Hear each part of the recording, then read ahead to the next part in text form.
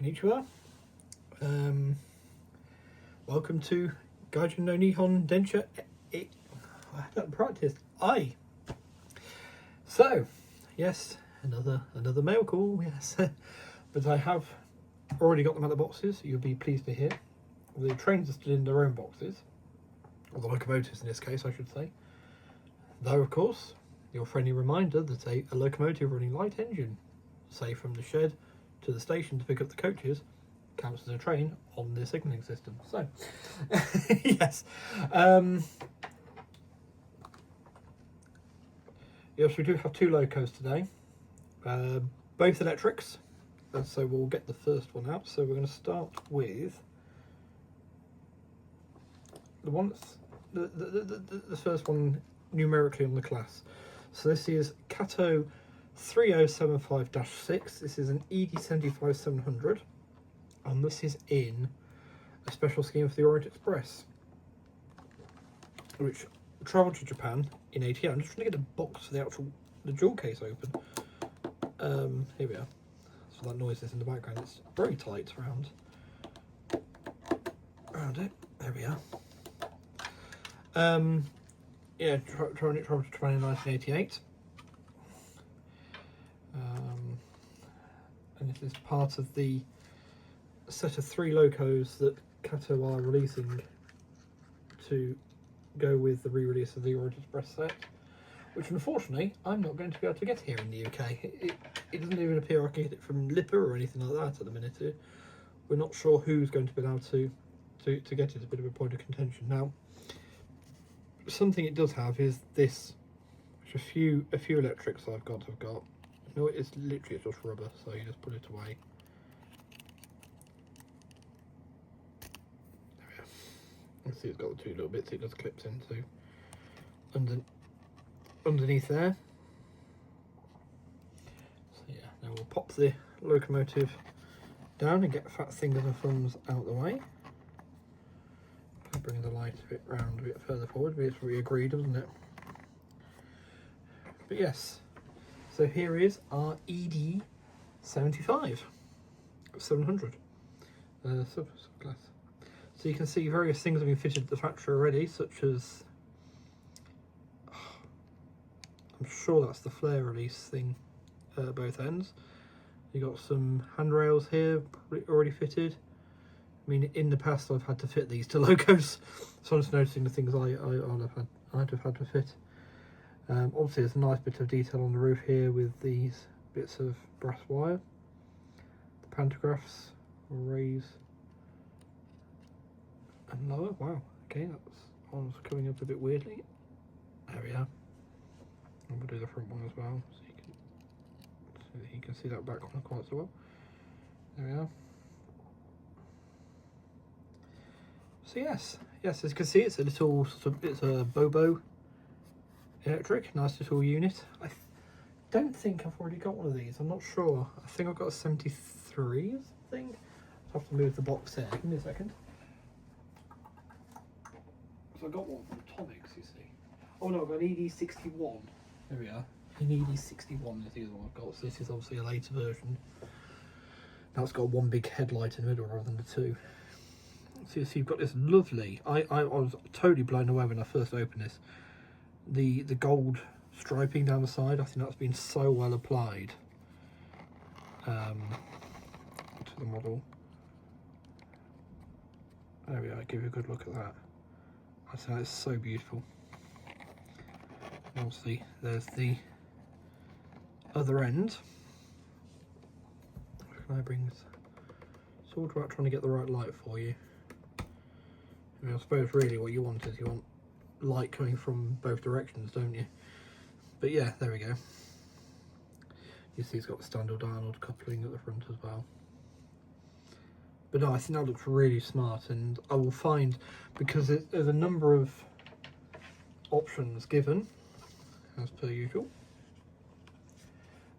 with the model. So, and they are here. Can I prop them up against the engine or something? I'll prop them against the loco with that. Yes, haha. So you can see there's the replacement knuckle couplings there. And here's the numbers you've got to choose from. So you can have ED75-707 in the gold, or ED75-711 is your other option. There. I don't think there's any more numbers included inside that one. I think that's yeah. And then you've got two different headboards here. Now the top one, which I know the glare's kind of doing a number on, that's the Orient Express headboard though.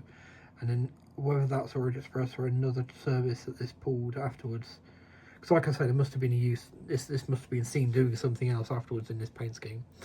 And I'll research that and find out what that would be. Not necessarily today, because I might be able to find out, but might not be able to have. Start again. Try these teeth out for the dog. I might not have the stock to recreate the train, so yes. So today, all we're going to look at is literally we'll look at the two locos. We'll check their run, and then I will fit the details to them. I'll get them running, then fit the details to them, and sort out trains, and then there'll be a separate running session video. I think that's going to be the best way for me to do it. Otherwise I'm going to be here literally all day. But by the time I've run them in for an hour, I mean, fortunately I can do both at the same time as with two tracks.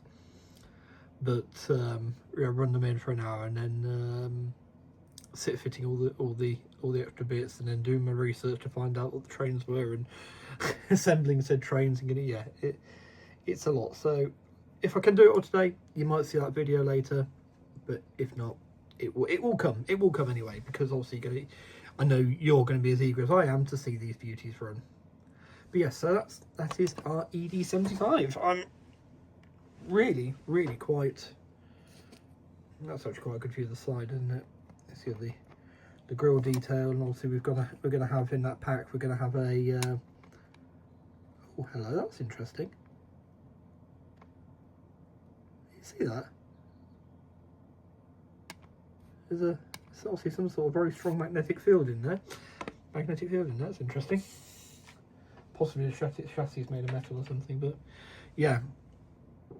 All the grills, and then there's going to be, I'll try again without actually touching it, just here, this bottom one here is for a manufacturer's plate, builder's plate to go into. Because it's probably a bit like one of the other ones I recently did, where some were made by Mitsubishi, some were made by Kawasaki, some were made by another company. So yeah, so that's our first one. So drop the pantograph down on that to move it out of the way. Right, so number two, and I've already had the dual case open for this one. This doesn't stop it being quite tight, but not quite as bad as the last one. Now this one, some of you may recognise. I've got a loco. If it's not in this livery, it's in a very similar one. And again, this is using one of the rubber strips. Again, it just comes out the same way. I think it's a superb way of protecting the insides. Right, let's try and get that lined up nicely. So this is an ED76-0. This is Kato 3013-5. And this is in an experimental livery / Orient Express colours. So I believe this was used to pull part of the service. Or the, you know, one painted like this was used to pull part of the service. And is now, it was also a test livery. I really think it's a nice livery, just two-tone blue with a white stripe. I don't believe my other one has got the writing on it here, which is kind of nice. There's toilet writing. Look at that, how that pops down there. Beautiful. This one test now. Yeah, it has. So this one's already got its manufacturer's plate fitted here. As well as I can see the whistle's already been fitted. You've got that. And then there's another little piece this side, which I've also had to fit in the past. So it's really nice to see some of that stuff being done for you. The price doesn't change much. You know, these are manufactured in Japan. So it can't be really argued it's taking advantage of cheap labour, I suppose, in some regards. But the price is so low. Both of these, you know, I'm not here to brag, but both of these cost about £30 each, £35 each. So yeah, there's been a lot recently, but I'm not paying. I probably paid the equivalent of 2, maybe 3 UK trains, even with shipping, to be honest. But yeah, one thing that struck me on this one was the amount of roof detail here is just incredible. So beautiful to look at. I've enjoyed looking at the roof of this one quite a bit. It sounds a bit sad that in a way, doesn't it? But it is just so beautifully done. I have no idea how close it is to the real thing, but it looks nice.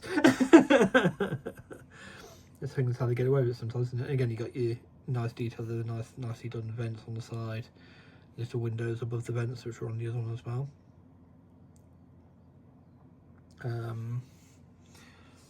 The other one I've got is a much older model. I'll show you the other end. Much older model. Obviously, this one is a bow, but only the 2 outer ones are driven. This centre one isn't driven, which is hence being a D still. It's a D for 4 driven axles. Which are 1, 2, 3, 4, and this is the floating truck. Something I have noticed on this one is different is just the fact that this truck is actually different. I've got other locos where it may be correct, but their trucks, the centre one has been the same as the lead and trailing one. It's one of the first times I've noticed it's smaller. I think that's really nice. Just going to raise the pantographs again because I didn't quite work the screwdriver last time I did it. Let's raise the pantographs on this one. Now, something I know perturbs a lot of people in the hobby, and it's fine, you know, if you're an electric fan, you're looking for certain things, and one of them is overhead wires. Now, I'm not putting overhead wires on Surinamichi because it's set so much earlier. And I don't run pantos up either because some of the trees actually catch. I did try it, but some of the trees are actually catching the pantographs catch on them. So rather than damage the model, it's just easier to run the pantographs down. There will be future layouts where there will be overhead wires put up. So, well, at least the catenary. So, yeah, the posts will be put up. So, you know, there will be some way you'll be able to see them more accurately run in the future. But just thought I'd cover that while we're looking at this one. But again, so beautifully done, and that livery is superbly applied. I mean, you're seeing it in, you know, it's using the macro lens on the phone. It's harsh light. It's the cruelest it can be. But the loco's holding up. I'd say that blue is just so beautiful. I really love the two-tone blue on that. And I can only imagine when it pulled the Orient Express, because of the blue, the dark blue theme on that, it really sort of worked well together with it. Yes. So interesting points on the Orient Express. There is one more engine to come. That's EF58, which I am supremely looking forward to. They are my favourite Japanese electrics, and I have a few already. We had one join us end of last year, didn't we, with the night train. But that one's got more of a job beyond the Orient Express. That one was also the Royal engine for the Imperial train. So, yeah, looks like I'm going to have to put that one together. It's going to be an interesting one because obviously that would be for Emperor Showa initially. The EF58's old enough for that.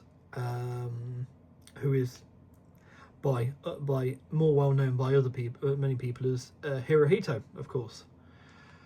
So it's going to be a bit of a learning platform as well, that one, I guess, as well as looking nice train. Also, I think it probably would have been used by subsequent emperors and their families afterwards. But yes, it's an interesting one. But of course, my layout's set in the Showa period, so yeah, just obviously post the war. But yeah, you know, it's one of those things, we can't change it, can we? So you know, let's get on with it. But no, I'm really looking forward to that one coming. The only one that I find a bit strange is they're not releasing the D51. 498 gained a special livery. It was spruced up a bit, but also the tender gained the Orient Express logo.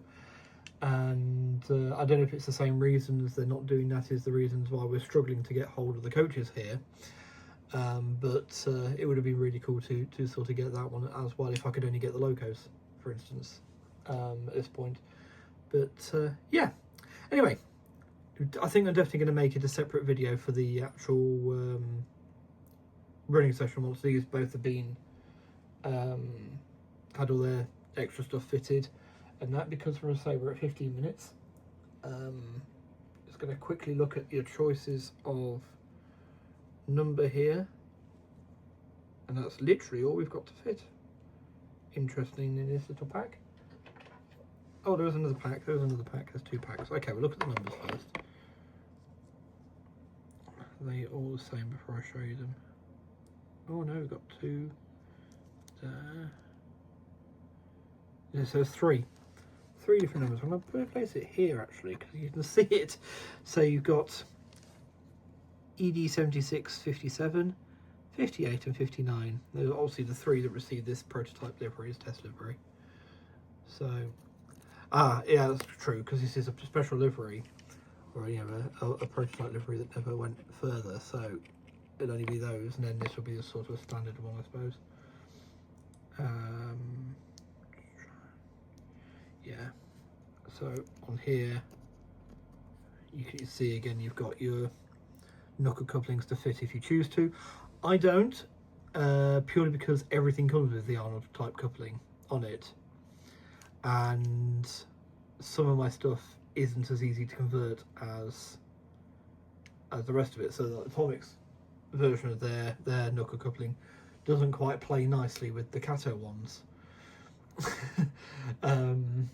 And some of the rolling stock is next to impossible to, it's not impossible, but it's next to actually fit with them. So if I just use what they come with, which is this one, it doesn't look as great, but yeah.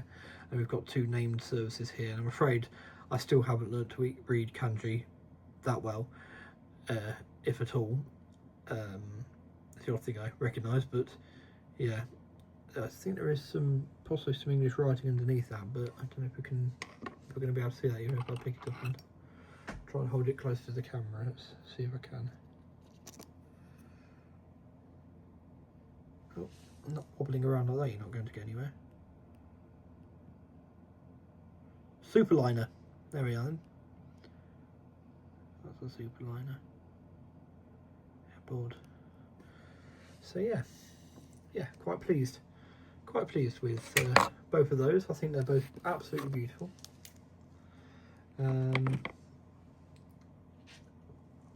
Pop the other one back down next to them.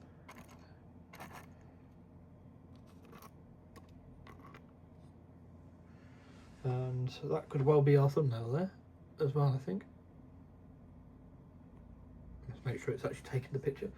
But yeah, so I think the next thing to do obviously is to get them onto the track, make sure they go, and then I'll run them in, and I'll say I'll be back within the next couple of days, I'd hope, at least with them pulling something, even if I can't find appropriate, and I'll explain before showing you the running session if I can't find a prototypical train for them to pull. But I'd imagine, I think this is actually a freight engine, these ones. So I imagine that's going to be on freight, but I'm not sure about these. I will admit I don't know a lot about either of them, to be honest. But yeah. Right. Anyway, enough of that. So let's get over to the railway and have a look at them running. Hopefully they do. I'm sure they will. They're Katos, of course they will. Though the EH800 does prove that doesn't always go smoothly. So yeah, I've got a feeling that's going to be a new motor job as well. All sorts of fun, eh? All sorts of fun. Anyway, to the railway. I fibbed, didn't I? So I was going to show you on the track. Move that one out of the way. That's all right. I needed to put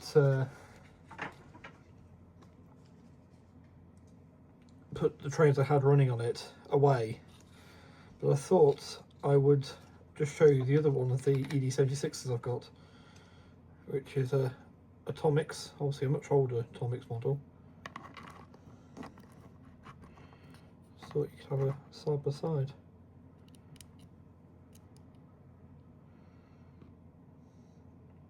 Look at them. And the detail differences that may exist there within. Yeah. And again, we do have some headboards with this one. No, we don't. They're completely blank. That side. Some builder's plates on this one. Choose from.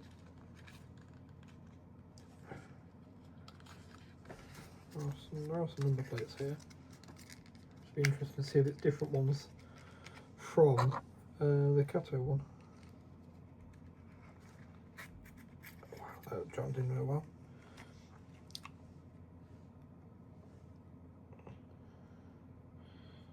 Yes, we do have some different ones here. 37, 1008, 1019, or 1019 and 57. So 57 is a crossover. I would wager, unless someone watching can tell me better, I would wager that 57 is the only one that's correct there. So I could do so. I will look it up. But yeah.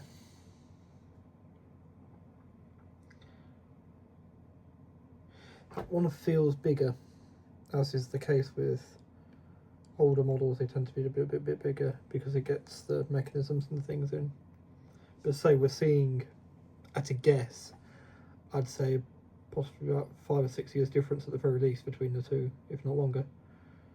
And you notice the whistle is fitted here, which is a whistle, and here it's just moulded on, not even painted. You have got this little doodah here, again moulded, not painted.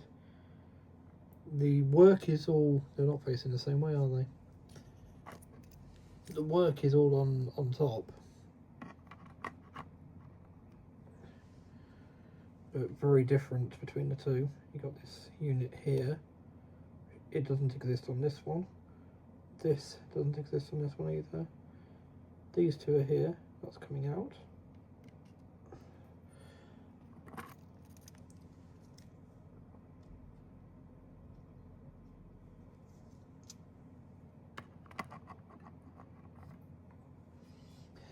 So that exists on both. And of course the wiring is all just silver here, where it's this lovely brass coppery strip there, which yeah. But anyway, I'll stop being distracted and I'll go and get them on the track now. But yes, I was just taking away the other ones. Yeah, I mean we were talking about stop getting distracted. I will quickly put out what it was. So obviously for those who watched last night's video, because I'm really enjoying the look of locomotives sat under this light. It was C50 and the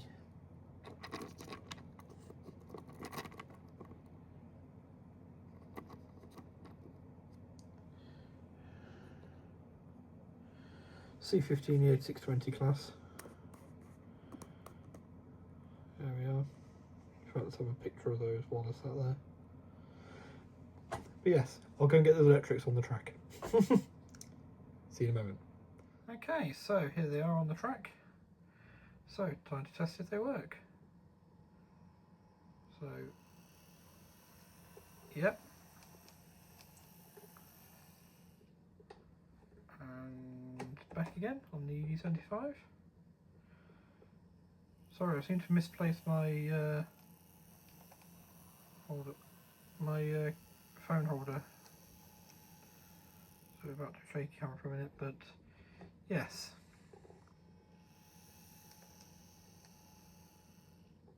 Very nice. And now the ED76.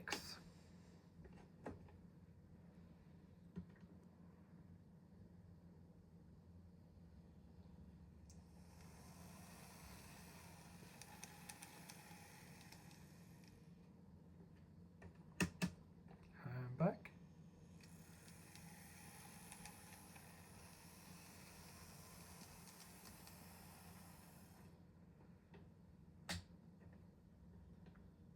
can hear sonar pings in the background, and my brother's watching a Let's Play of War on the Sea. There we are. So if I do, you can see they're both very eager for the headlights to move before the headlights come on. So yes.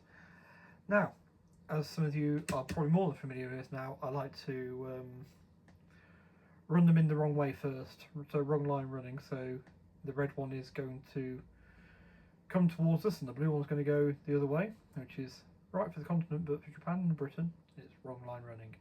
But that means then once they're running there, they're already running the right way. Right, so take it away, you two, come on.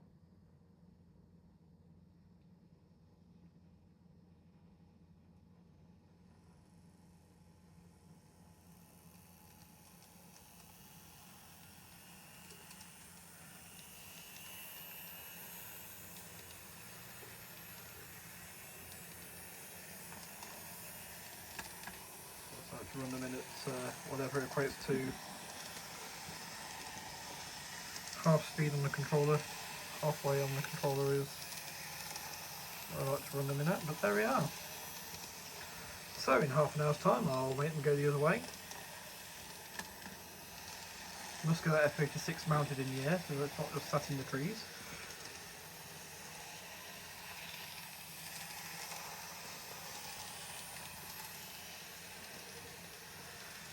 Very strong LED headlights on the ED76.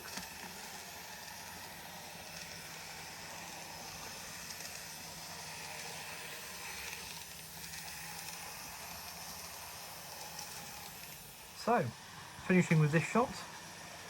I'm very, very, very happy with my new toys. Here goes one. Here comes the other one.